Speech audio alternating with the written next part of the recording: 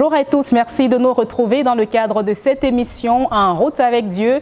Aujourd'hui, nous parlons du ministère des femmes pasteurs au Cameroun. Je suis sûre que dans vos différents pays, c'est également un ministère assez querellé et le Cameroun n'est pas en arrière. S'agissant de cette question, est-ce que la femme est appelée à être pasteur ou non? Nous sommes allés à la rencontre d'une dame. Je crois qu'elle a fait fi de toutes ces querelles, elle a fait fi de cette polémique et aujourd'hui, elle se tient sur le pupitre. Elle aura le temps de se présenter elle-même. Bonjour. Bonjour Zénabou. Vous êtes? Je suis la prophétesse de l'Éternel, Mirabel Msoko. Souvent, ce sont des rôles qui se confondent dans la maison du Seigneur. Tantôt, on va parler de prophétesse, on va parler d'apôtre, on va parler de pasteur également. Est-ce qu'en tant que prophétesse, vous exercez le ministère pastoral? Bien sûr, parce que c'est l'Éternel qui appelle. Nous voyons dans la parole de Dieu les saints dons ministériels. Et quand je dis je suis prophétesse de l'Éternel, je suis appelée de Dieu. Donc, comme pasteur, comme docteur, comme évangéliste, c'est le même don. C'est le même don, mais sauf que dans notre pays, comme dans plusieurs d'ailleurs, une femme pasteur sur le pupitre, c'est pas la chose la plus partagée, c'est pas une chose acceptée. Pour moi, c'est parce que des personnes se limitent en fait, pas qu'ils limitent Dieu. Parce que Dieu est souverain et il dit dans sa parole que c'est lui qui appelle. Et à chacun, il a doté d'un esprit et donné la capacité à chaque personne d'exercer dans un couloir particulier. Donc en tant que pasteur et en tant que femme, je me dis, pour moi, selon la parole de Dieu, il n'y a pas de distinction. Il n'y a pas de distinction, je le répète encore. Vous parlez avec beaucoup d'assurance, avec beaucoup de conviction, on dirait. Est-ce que durant votre marche, est-ce qu'il y aurait eu des femmes pasteurs, des femmes qui exerçaient le ministère pastoral qui aurait influencé votre décision ou bien c'est sur la base d'un appel divin que vous vous êtes lancé? C'est sur la base d'un appel divin. Aucune femme n'a influencé ma décision.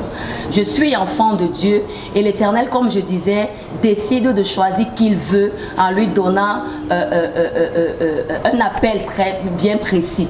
Moi, pendant que je priais, l'Éternel m'avait montré dans une vision où j'étais entourée des milliers et des milliers de personnes en train de rendre ministère. C'est vrai, ça fait peut-être 10 ans aujourd'hui, je ne comprenais pas ce que c'est. Parce que, comme je dis, je comprenais pas ce que c'est. Je me disais, ok, certainement c'est évangélisé, c'est encadré. Mais au fur et à mesure, dans ma marche avec le Seigneur, j'ai compris que Dieu m'appelait. En tant qu'individu, et voyant également ce qui est dans le monde, pas dans le monde, même dans notre nation, des hommes qui n'acceptent réellement pas le ministère des femmes, j'ai essayé d'étouffer cet appel. Mais par la grâce de Dieu, ayant suivi une formation en théologie, j'ai compris avec la grâce de Dieu et avec l'Esprit de Dieu qui a véritablement ouvert mon intelligence qu'une femme est appelée comme un homme est appelé. Et aujourd'hui, est-ce que vous avez l'impression que vous avez le même déploiement que les hommes? Parce que vous essayez quand même de faire un certain rapprochement tout à l'heure. Oui, les hommes prêchent, en majorité la femme également qui vient prêcher. Est-ce que lorsque vous êtes sur le pupitre, vous avez l'impression que la foule, le public réagit de la même façon? C'est l'Esprit de Dieu qui agit.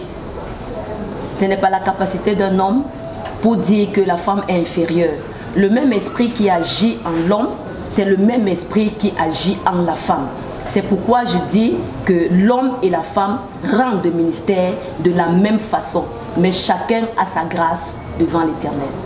Vous êtes servante de l'Éternel, mais avant cela, vous êtes une femme au foyer, vous avez une activité professionnelle, vous avez pas mal de choses que vous faites au quotidien. Comment faites-vous pour associer toutes ces tâches-là?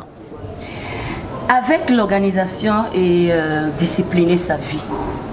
Vous voyez, même dans la parole de Dieu, dans le livre de 2 Rois chapitre 22, quand Josias s'est envoyé ses sujets, aller consulter l'Éternel par rapport à la situation qui se vivait à leur époque, la parole de Dieu dit que ces sujets sont allés vers une prophétesse qui était Hulda. C'était une femme au foyer qui avait un époux et qui avait des enfants. Mais elle avait également la capacité d'être sensible à la voix de Dieu. La parole de Dieu dit qu'elle a reçu de l'Éternel et elle a donné le cœur de Dieu. Elle a transmis le message de Dieu. Ce que je dis, c'est qu'en tant que femme au foyer et naturellement dans la société, j'ai un travail Voilà, donc c'est juste l'organisation et on s'en sort. Parce que l'Esprit de Dieu nous donne véritablement de faire toutes ces choses. Donc, quand on est bien organisé, il n'y a pas de souci. Je ne néglige pas un domaine de ma vie. Quand il faut être femme au foyer, je suis vraiment une femme au foyer. Quand il faut être une mère, je suis vraiment une mère.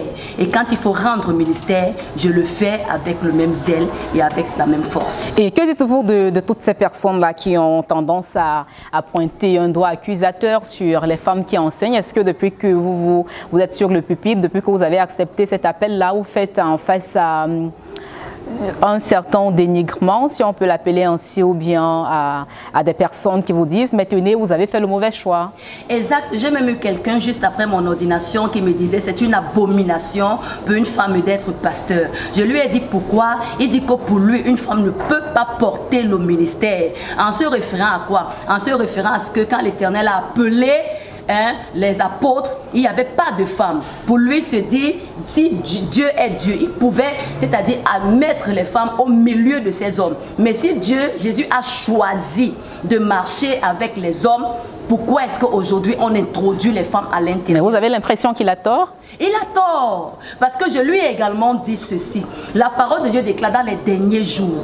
Dieu dit qu'il va répandre son esprit. Comme je disais, c'est l'esprit de Dieu qui travaille en nous. Ce n'est pas la force humaine. Ce que je lui ai dit, c'est quoi? C'est que quand Jésus est ressuscité, c'est le même Jésus qui a appelé les apôtres.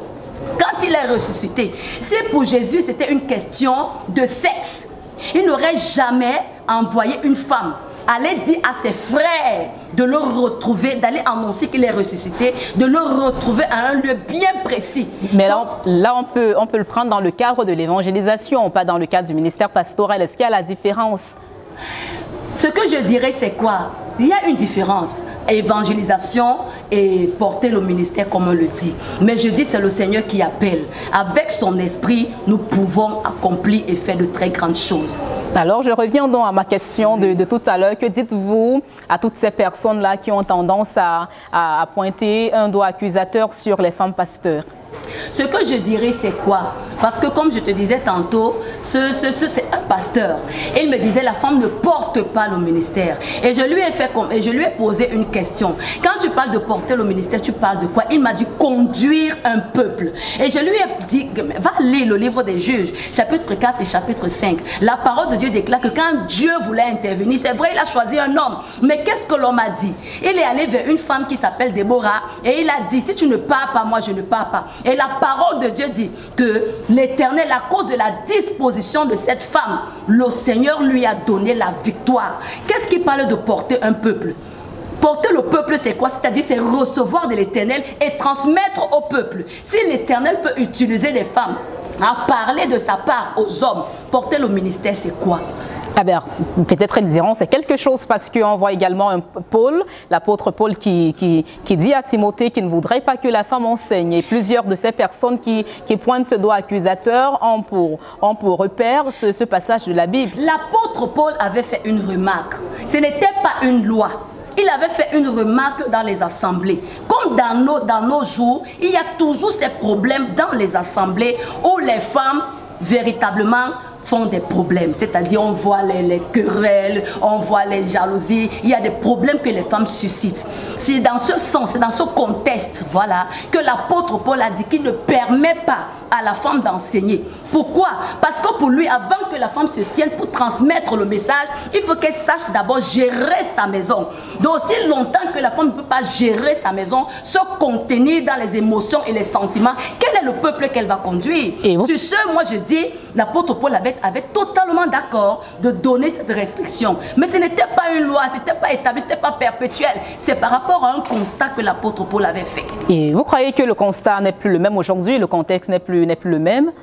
Le contexte est le même, mais ça n'a rien à voir avec la peine. Ça n'a rien à voir. Vous voyez son zèle, elle est bien zélée, hein? Elle aime le Seigneur et nous avons été très bien accueillis un dimanche lorsque nous sommes arrivés dans son assemblée. C'est elle qui prêchait ce jour-là. Voilà, j'y arrive enfin. Je vous prie également d'écouter donc cet extrait de sa prédication. Je crois que le même zèle, vous allez pouvoir le découvrir dans cette prédication. On regarde et puis on revient juste après.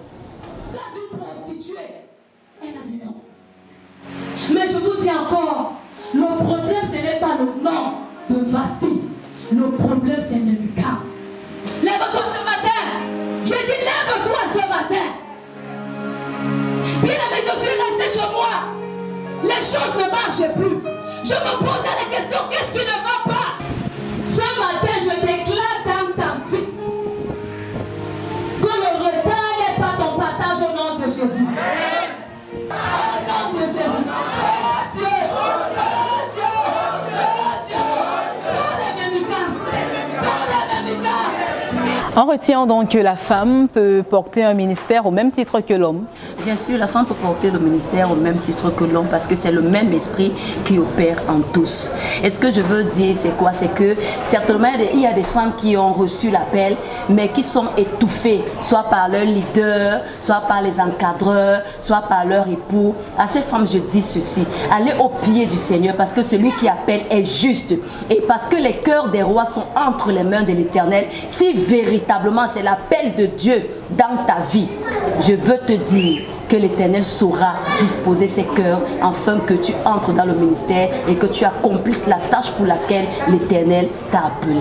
Elles sont d'ailleurs nombreuses ces femmes qui ont accepté l'appel divin et qui aujourd'hui impactent tout le monde. On pense spécialement à Joyce Meyer aujourd'hui qui influence pas mal de vies à travers le continent africain, à travers l'Europe, à travers l'Amérique également. Merci infiniment de nous avoir accueillis. Je vous en prie, c'est moi qui vous remercie. Merci à tous. Comme on a coutume de le dire à la fin de nos émissions, Maranatha, le Seigneur revient bientôt. Ne l'oubliez jamais. Shalom, à bientôt pour une autre production de votre émission En route avec Dieu au Cameroun.